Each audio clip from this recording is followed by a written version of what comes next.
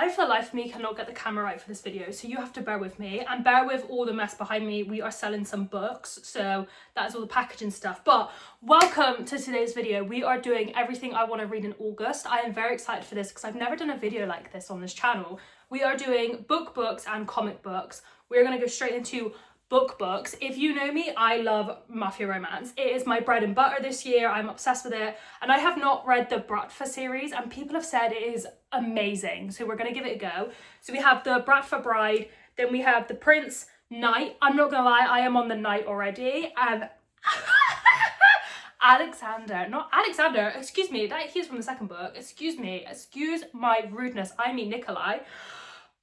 My God, there's a heat wave in the UK, but I'm not sweating because of that heat wave, I'll tell you that now. It's because of my man Nikolai. We then do have the Bratva Butcher, but I don't have the photo for it. That follows the dad. I am intrigued on that one because I honestly don't really care to know about the dad and any of his romance, but my sister said it is quite good and it's one of her favourite in the series. So far, I have not enjoyed the second one, which was The Prince, and that was about Alec. But if you push past that, if it wasn't kind of your book, it really picks up again with Night. But that's not the point. We're then going to move on to another mafia romance, which is He Found Me. I found this morning, okay? Now this follows two teenagers who make a pact and basically say, if we're not married by this age, let's just say 30, then we'll get married. They lose contact. Through the door, she then gets an envelope, which is a wedding invitation. Shocker, it's her own wedding she's getting the invitation to. And who is she getting married to? The guy she made the pact to, but he's in the mafia, okay? I don't know if he's like high up in the mafia. I don't know his place in the mafia, okay? But she has no idea and she's gonna find out. And oh my God, the fact it was like she was invited to her own wedding, that is what had me gagged. And I was squealing like a pig and I was like, I'm reading that. So that is immediately next up on the list. We then have Blood and Betrayals. I could not tell you what this is about, if I'm honest. A book talker said this was really good. It had Zodiac Academy cross another book series that I haven't read, and I loved Zodiac Academy so much. I know some people really did not like it and the writing style. Me, however, I am illiterate, so any writing style goes right over my head. Any spelling errors, I'm borderline dyslexic. I couldn't even tell you there was a spelling error. The comma was in the wrong place. I guess where my commas go on a regular basis. Did not mind. So this one, when she went, it's kind of like Zodiac Academy. I said, sign me up. I don't know if this is a standalone. I don't know how this plays. If you get what I mean, if there's going to be more books, I'm not sure. But I'm going to read it. And then if it ends on a cliffhanger, surprise, I guess there's another book coming. I'll find out eventually.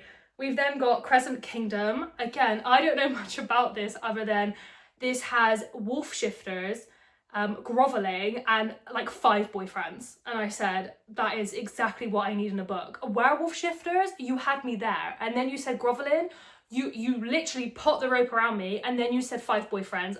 You sync lined me, okay? You hooked me in, I was ready. This is a trilogy. All 3 are out, which is why I'm reading them, because I said all of them are out. Because if this one is potentially in a series and they're not all out, that's going to really upset me. I don't want to then go into another book series where they're not all out, because I'm not really getting into that. But that is all the books I want to read. And then we're going to go into comic books, because I have thoroughly got into comic books and I'm enjoying them. So I am currently reading Batman The Long Halloween. I will say now, there is a reason this is called The Long Halloween, and it is because this book is so long. This book is so long. Well, comic is so long. After, we are going to do Supergirl Woman of Tomorrow, because I watched Superman in the cinema and it was absolutely incredible. And Supergirl coming out next year is based off this specific comic. So obviously I thought I'm going to need to read that now and then do a reread next year. Obviously, because that makes so much sense. We then have The Ultimate Spider-Man.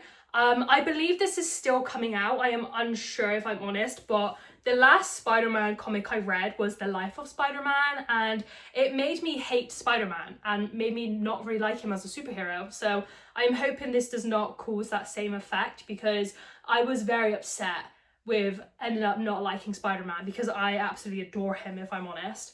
And then we have, lastly, Harley Quinn and the Gotham City Sirens. This has like Harley Quinn, Catwoman, Poison Ivy, all the hotties that we want, this has. Now, this is a DC compact comic, so all the comics that would be single issues, they've put into one big comic, so you just have to buy the one. They have a few out to do with these, like they have like a Superman one, a Batman one, Watchmen, this one. They've done quite a few and they are incredible. If you are kind of getting into comics, the compact ones are incredible because the story is all in one place and linear. I always struggled with the fact you might see Fantastic Four 1 and then in another section it would be Fantastic Four 1. Well, there can't be two Fantastic Fours one issue. Surely 1 is 1, 2 is 2. No, because that might be Fantastic Four #1 of that comic, and then there's another Fantastic Four #1 comic, but this Fantastic Four isn't canon and happens in another universe. It's very, very confusing. So these are the way to go if you want to read like DC specific comics. I don't know if Marvel did compact ones. I don't think they have.